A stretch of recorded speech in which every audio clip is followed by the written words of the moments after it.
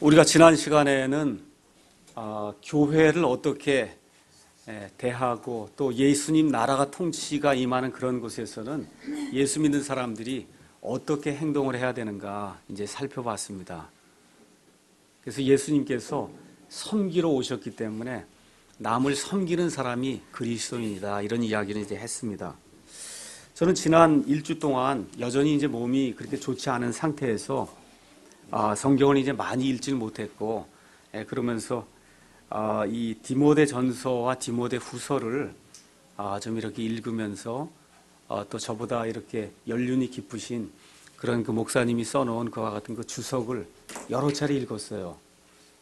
정말 앞으로 우리가 이제 교회를 해야 될 텐데, 교회의 어떤 리더로서 내가 어떻게 이 성도들을 이끌고 이렇게 나아가야 될 것인가, 이런 생각을 자꾸 하게 되더라고요.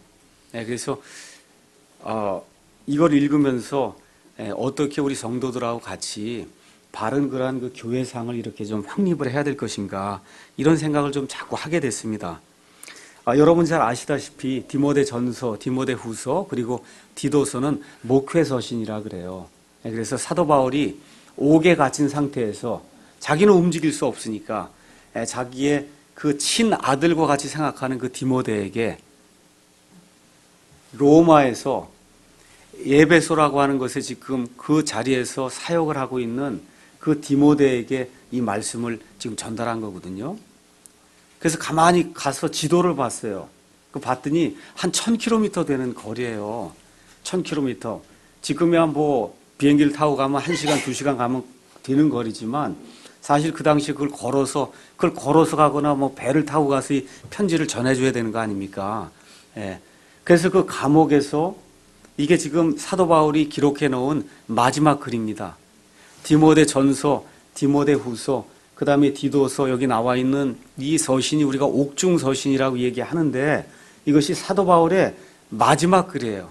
마지막 글로서 자기가 지난 20년, 30년 동안 그 예수님으로 말미암아 변화가 된 그런 삶을 살면서 가는 곳마다 교회를 세우고 예수 그리스도의 복음을 선포하고 많은 대적자들을 만나서 고생을 당하고 정말 힘든 것과 같은 생활을 하면서 그 지나갔던 모든 것들이 정말 주마등 같이 그의 뇌리 속에 이렇게 지나가는 가운데, 마지막으로 내가 죽기 전에 내 믿음의 아들 된 이 디모데에게 이 교회가 무엇 하는 것인가, 이걸 한번 좀 요약 정리해서 알려줘야 되겠다 하는 그러한 그 간절한 심정을 가지고 유언장을 지금 적듯이, 그래서 지금 요 안에 적어 놓은 거예요.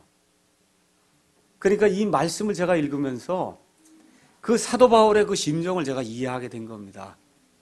지금 사도 바울은 디모데에게 주고 있는데, 어쨌든 지금 이 시간에 저는 사랑침례교회 그런 목사로 지금 이 서신을 내가 지금 받고 있다, 이런 생각을 하면서 옥에 갇혀있는 내 믿음의 아버지가 내게 이 말씀을 지금 주고 있구나, 이런 상태에서 내가 어떻게 교회를 인도하고 우리 성도들에게 교회가 정말 뭐 하는 데입니다, 이런 거 하는 데입니다, 이런 것들을 좀 바르게 가르쳐 줘야 되겠구나 하는 그런 생각이 이렇게 많이 들었습니다. 그래서 이번에 이 옥중서신을 읽게 되었고, 또 하나는 이 사도행전 20장에 가서 보면 사도 바울이 그 에베소 교회 그 장로들을 모아놓고 자기가 그 3년 동안 에베소 교회에서 목회를 하는 동안에 그 이루어 놨던 그런 일들이 이렇게 회상하는 것과 같은 대목들을 보면서 정말 다시 한번 제 자신이 은혜를 받는 그런 시간을 가졌습니다.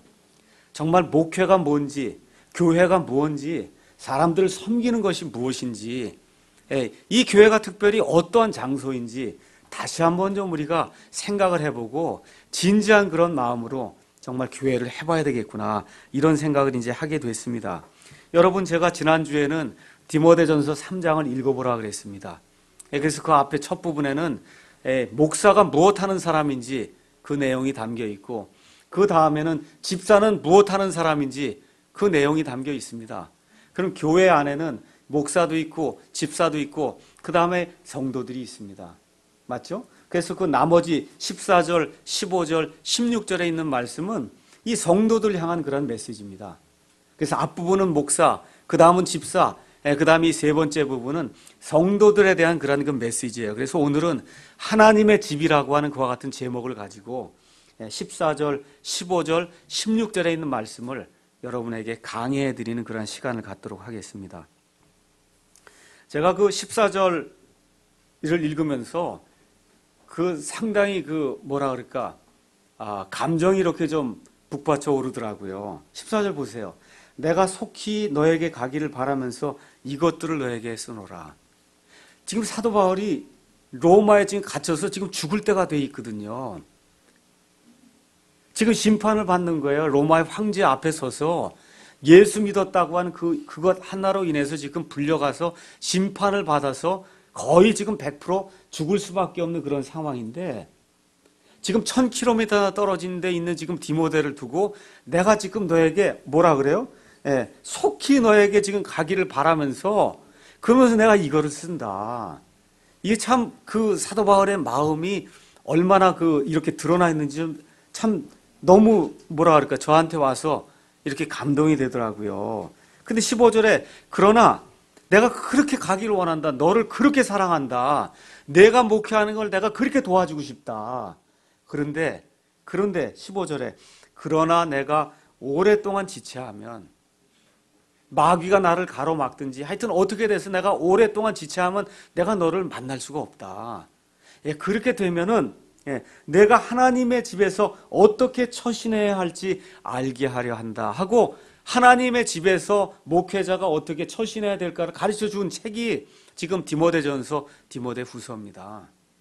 그래서 하나님의 집에 대해서 지금 뭐라고 얘기하느냐 하면, 이 집은 살아계신 하나님의 교회요 진리의 기둥과 터니라, 지금 그렇게 이야기하고 있는 거예요.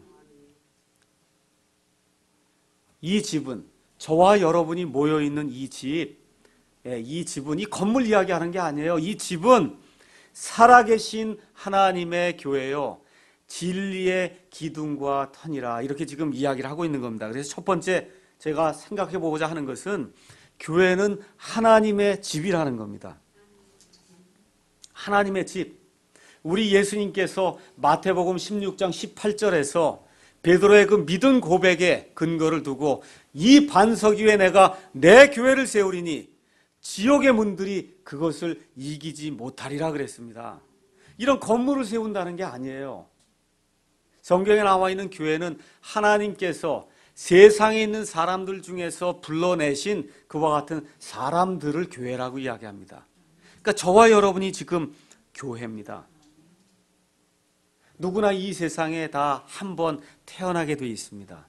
누구나 지금 다 태어났기 때문에 지금 여기서 호흡을 하면서 살고 있습니다. 근데 여러분과 제가 잘 알다시피 첫사람 아담의 범죄로 말미암아 이 땅에 한 번 태어난 사람은 누구나 다 죄 가운데 태어나서 죄 속에서 살다가 죄 가운데 죽는다고 성경이 이야기를 하고 있어요. 믿든지 안 믿든지 그건 여러분의 자유입니다.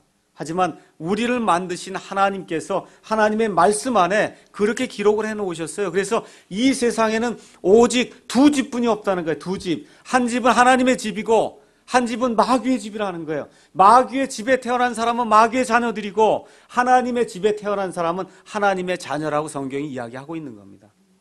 중간지대는 없어요.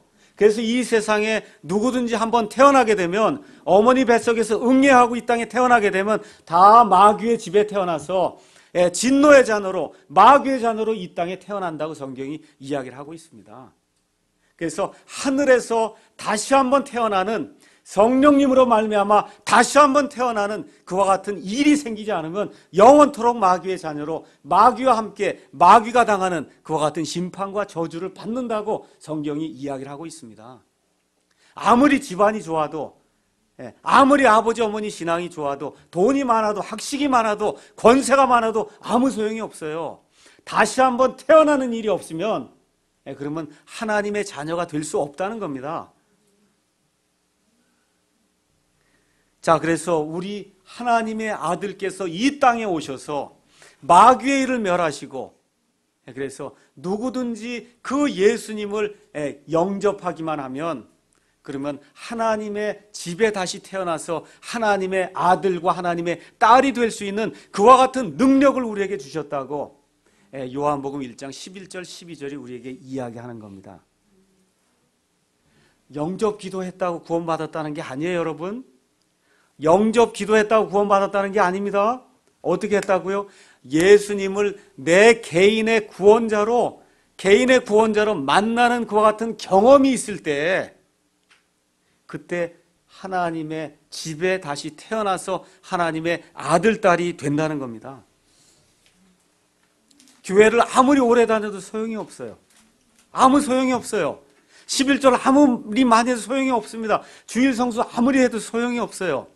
예수님과의 개인적인 만남이 있어서 지금 이 시간에 내가 죽는다 해도 예수님의 보혈의 그 공로로 말미암아 내 행위와 상관없이 내 본향집에 있는 그 처소에 내가 가리라고 하는 것과 같은 그 확신은, 그것은 성령님이 우리에게 주지 않고는 그 이 세상의 교육을 통해서 얻을 수 있는 게 아닙니다.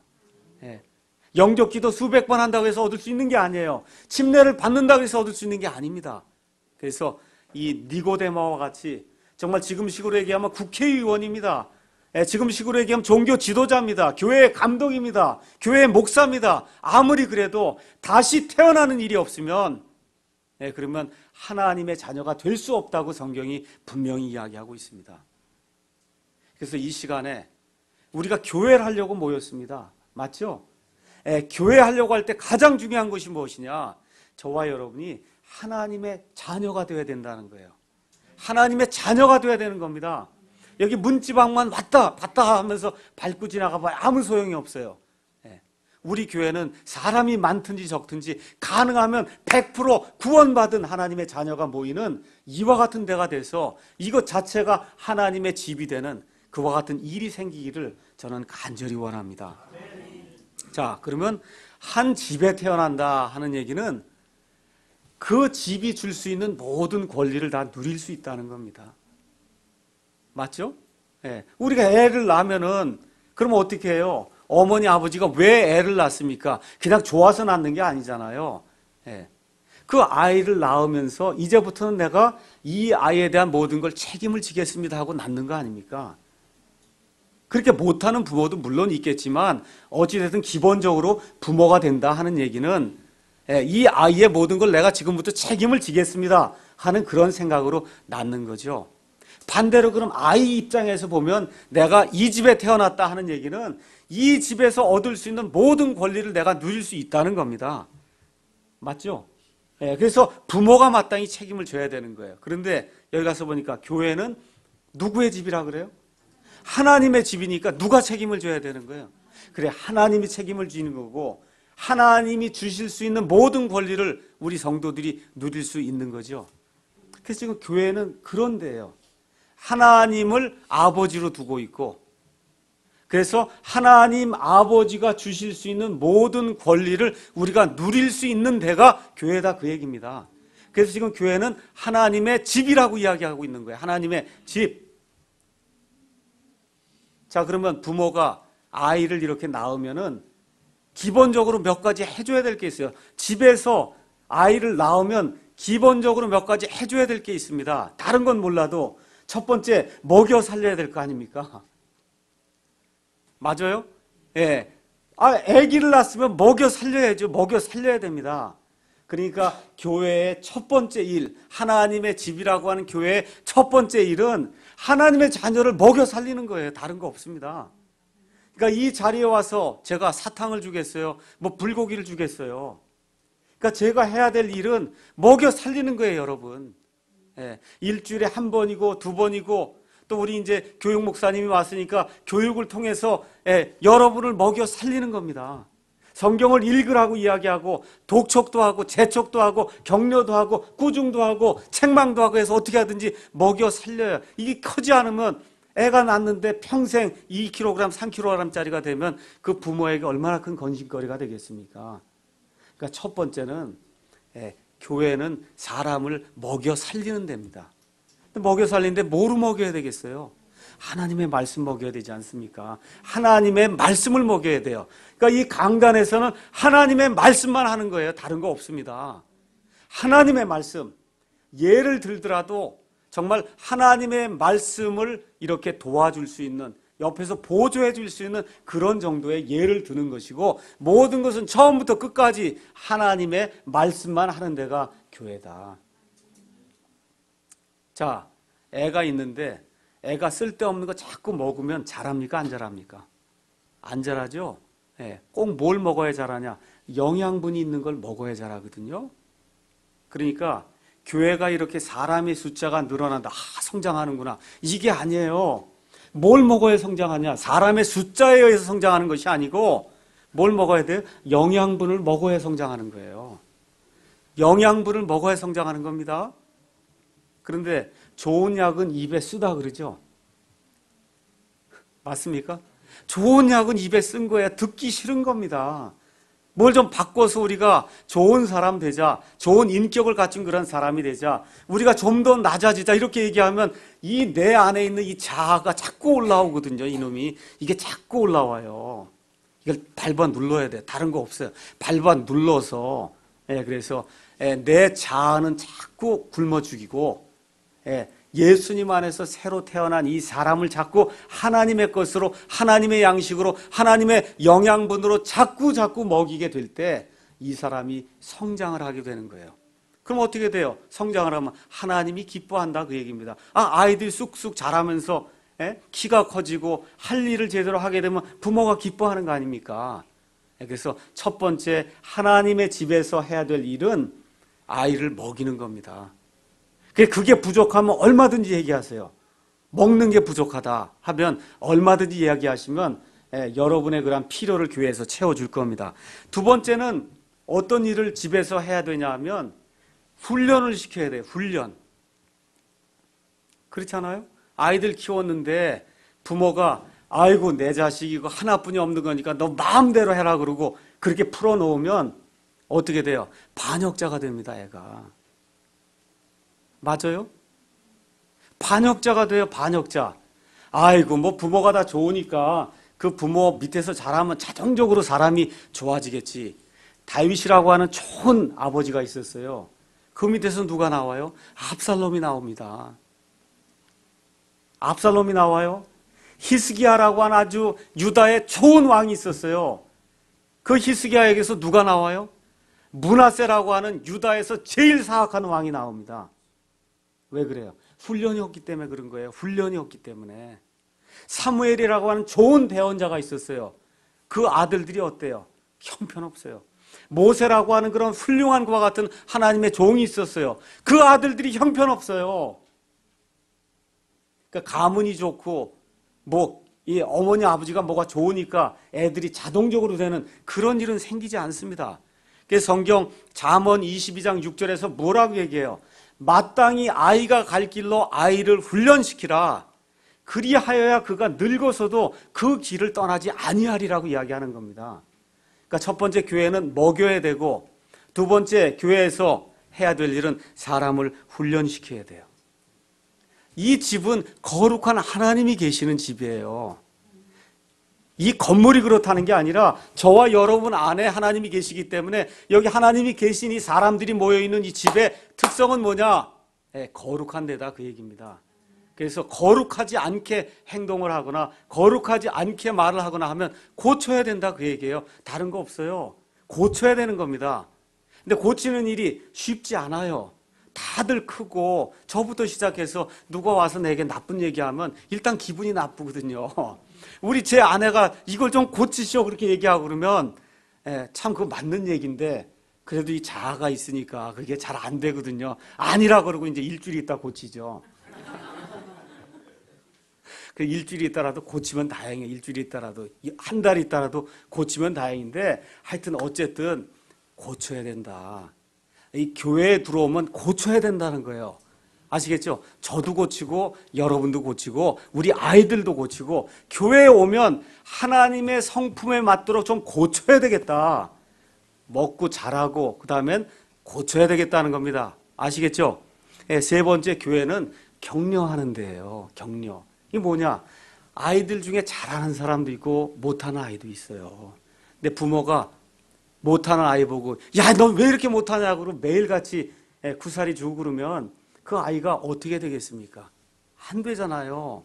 그 어떻게 해요? 그래 더 잘할 수 있다 그러고서 자꾸 격려해주고 못해도 한번 봐주고 그렇죠? 자꾸 참아주고 그렇게 하는 거 아닙니까? 저도 아이들 셋 낳고 이렇게 키우는데 자동적으로 잘 되는 줄 알았거든요. 근데 그렇지 않아요. 막 삐뚤어 나가고 그렇거든요. 그때마다 어떻게 칠 수도 없고 그러니까 참고 하면서 하나님의 마음이 이런 거구나 이렇게 하다가 참을 수 없을 때 이제 한 방 이렇게 딱 이제 들어가게 되거든요. 방법이 없는 거예요. 그러니까 제가 말씀드리는 건 뭐냐면 방종에 빠지도록 그냥 방치해 두는 거하고 이걸 용서하고 사랑하고 해서 어떻게 하든지 이걸 좀 해주려고 이렇게 해주는 거하고는 그게 차원이 다르다는 겁니다. 이 교회에 들어와서 방종하는 자세를 가지면 안 돼요. 고린도전서에 가서 보니까 12장에 이렇게 기록이 되어 있어요. 그냥 들으세요. 우리 몸에 많은 지체가 있지 않냐. 그 지체 중에 어떤 지체는 잘생겼어요. 어떤 지체는 좀 보기가 흉해요.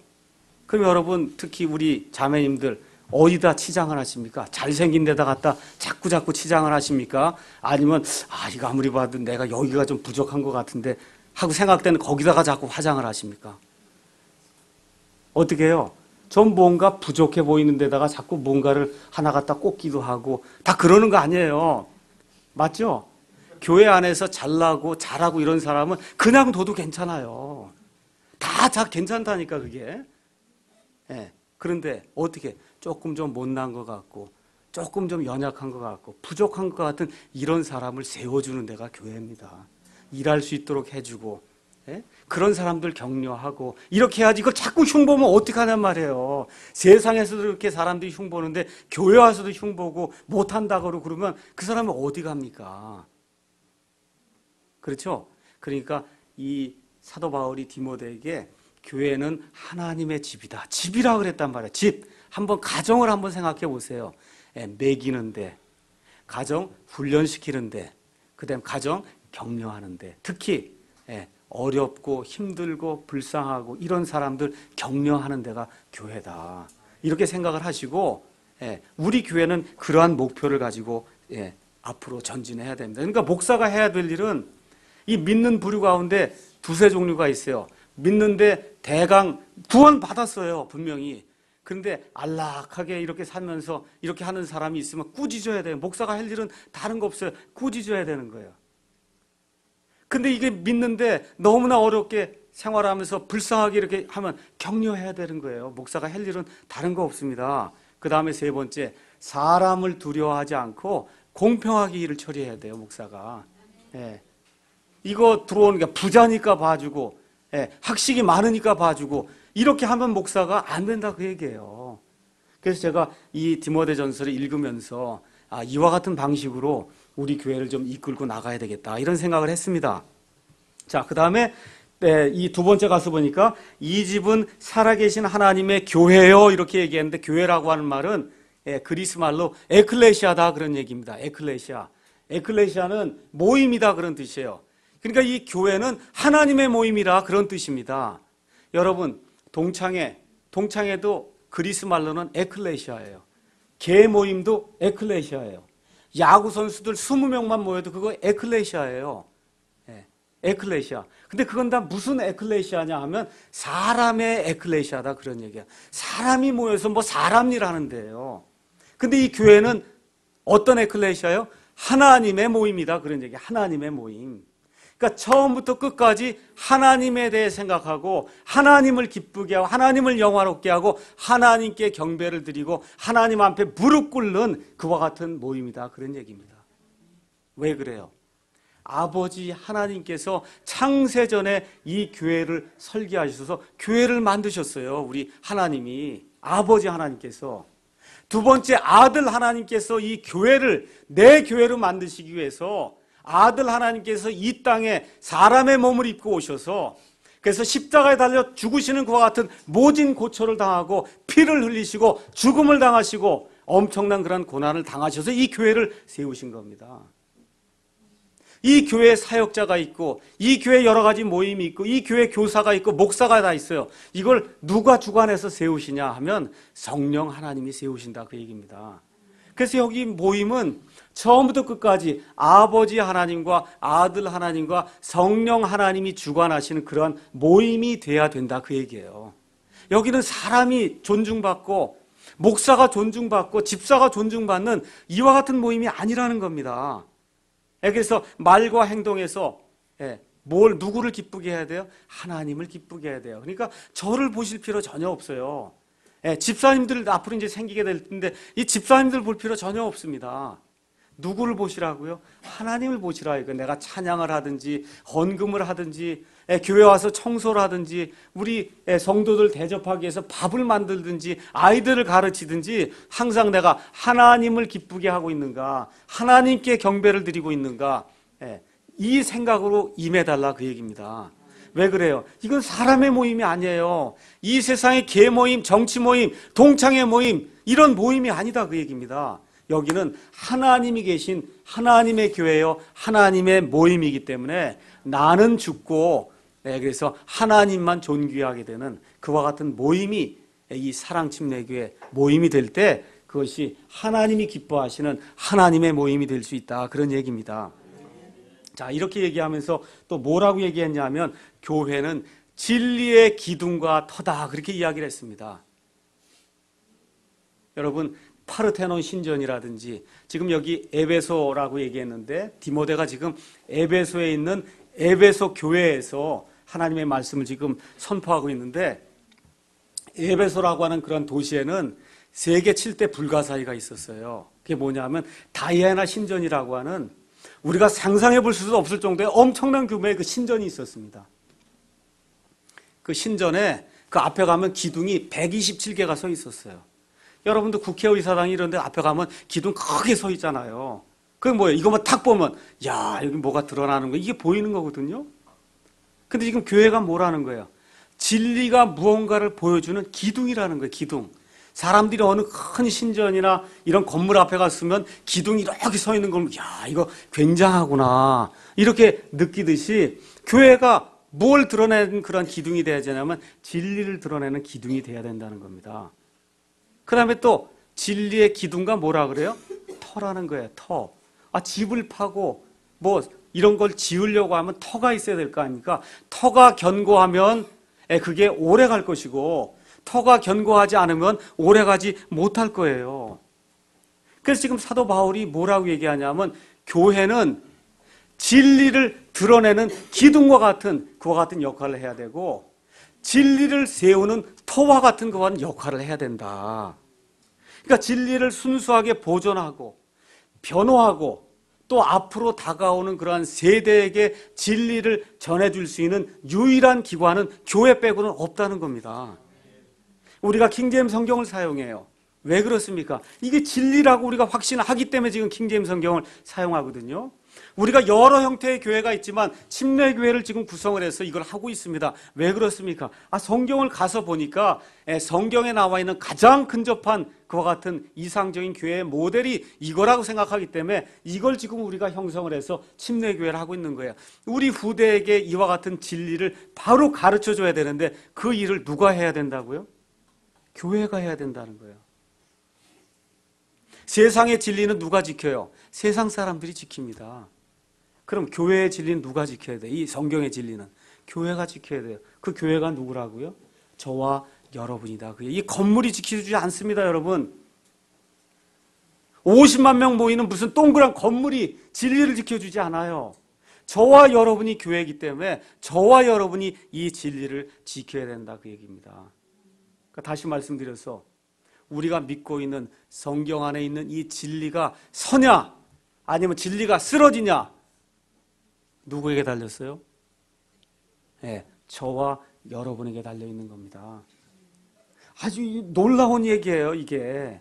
지금 사도 바울이 디모데에게 지금 죽음 앞에 서서 유언장을 기록하면서 성경에 나와 있는 모든 진리를 지키고 보존하고 후대에까지 넘겨주고 후대에까지 전달해야 될 거는 교회다 교회.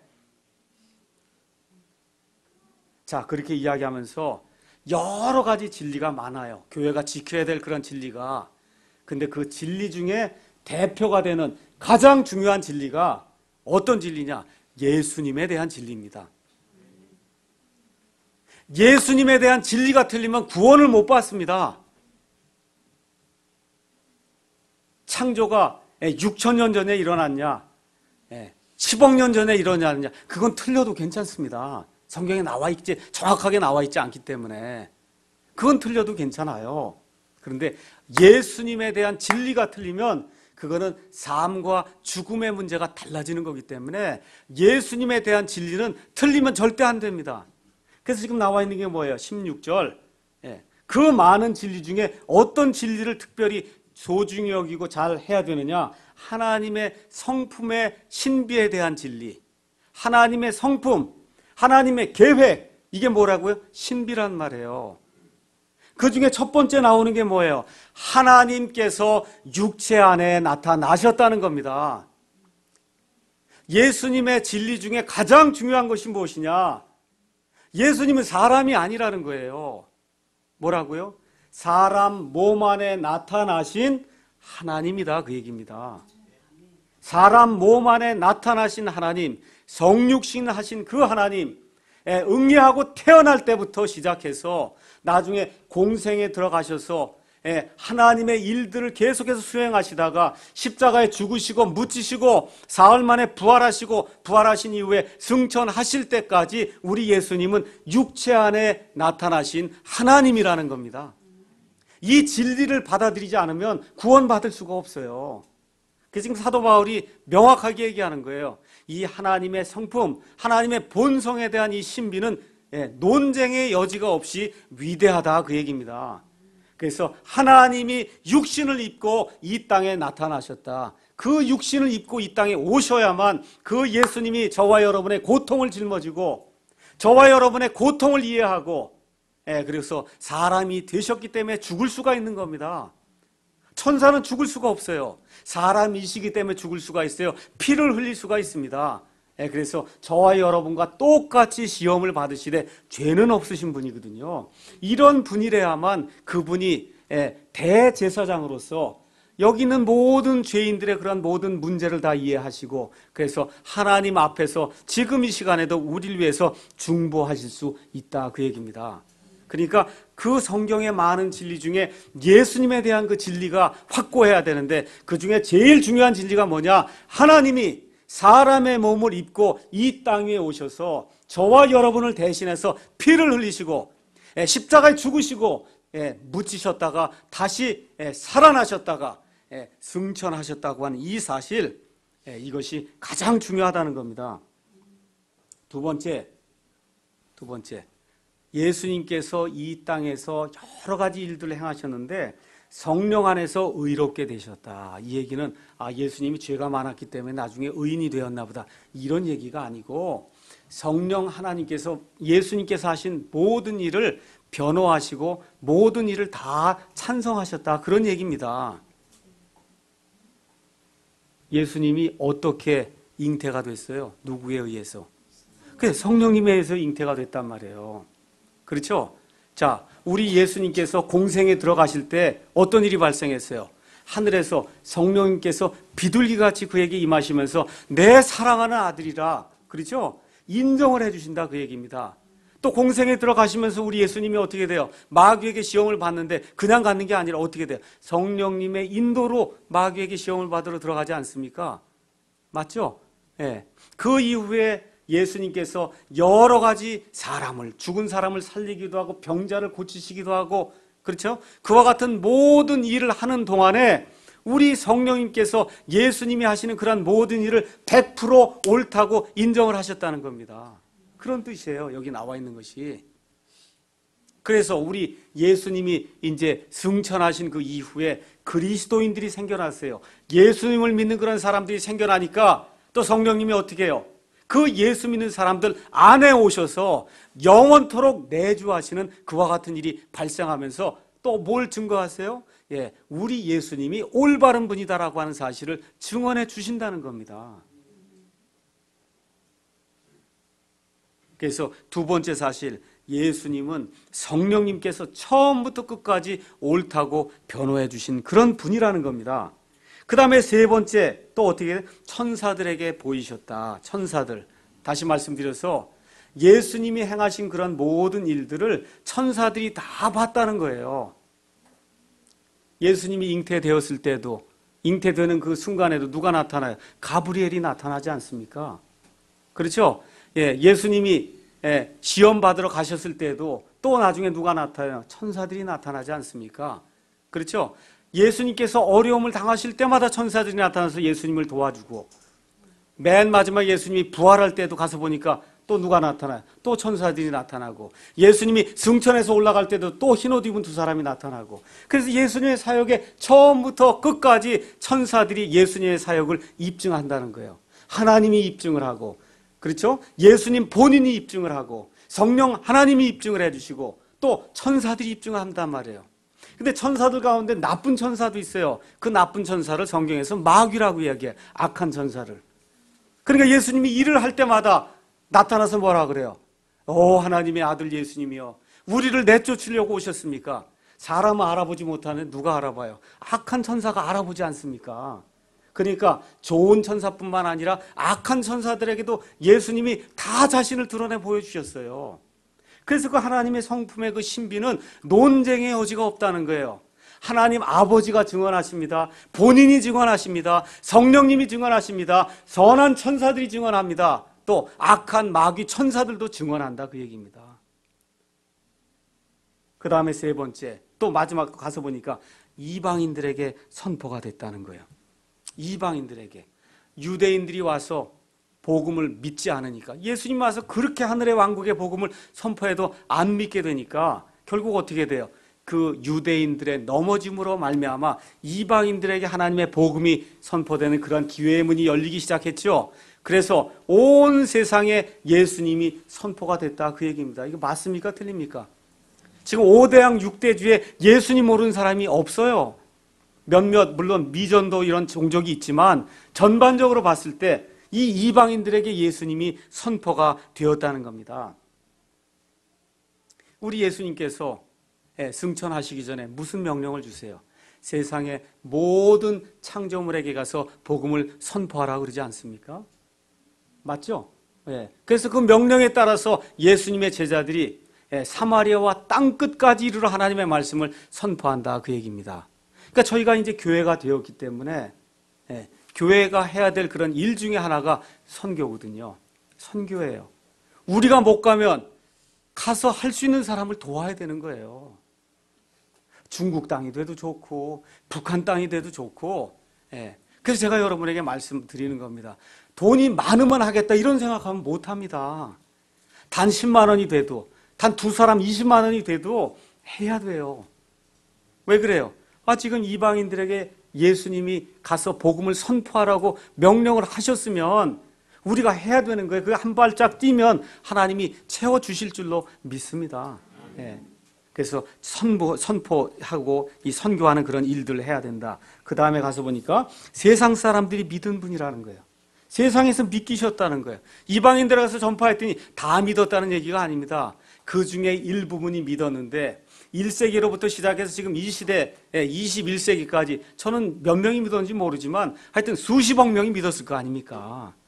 이런 일이 어떻게 가능해요? 갈릴리 나사렛의 그 목수 얘기를, 그렇잖아요. 갈릴리 나사렛의 목수 아닙니까? 우리 예수님이 몇 명이 믿어요? 수십억 명이 믿어요. 지난 20세기 동안. 이게 기적이라는 거예요. 그래서 뭐라 그래요? 하나님의 성품에 관한 그 신비거든요. 어떻게 갈릴리 나사렛 그 목수의 이야기를 사람이 듣고 그분을 하나님의 아들로 인정을 하고 그렇게 될 수 있냐 이거예요. 그게 가능하다는 얘기입니다. 그래서 어떤 분이 뭐라 그랬어요? 이 예수님은 사람을 이 비진리로 이끈 그와 같은 극도의 사기꾼이든지 하나님의 아들이지 둘 중 안에 하나다. 중간은 없다는 거예요. 한번 생각해 보세요. 극도로 나쁜 사기꾼이든지 수십억 명을 지금 데리고 갔으니까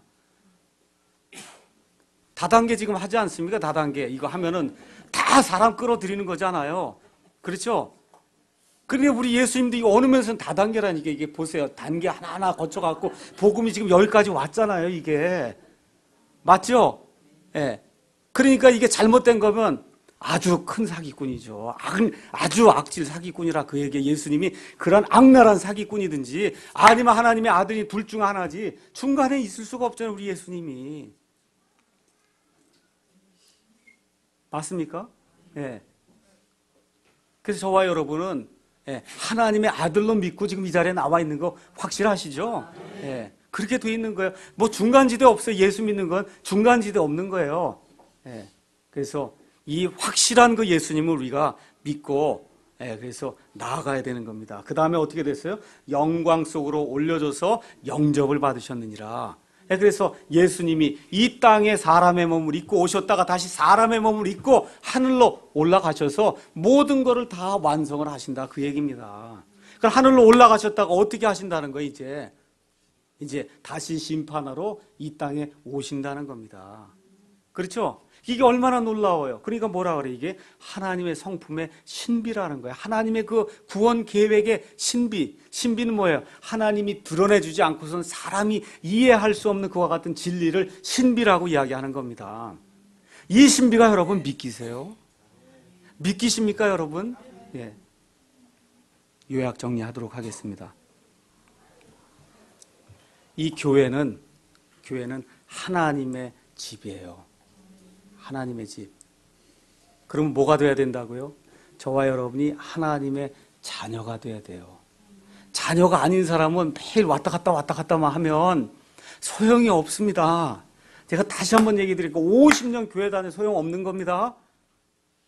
10억 갖다가 헌금했어도 소용없는 거예요. 뭐가 돼야 돼요?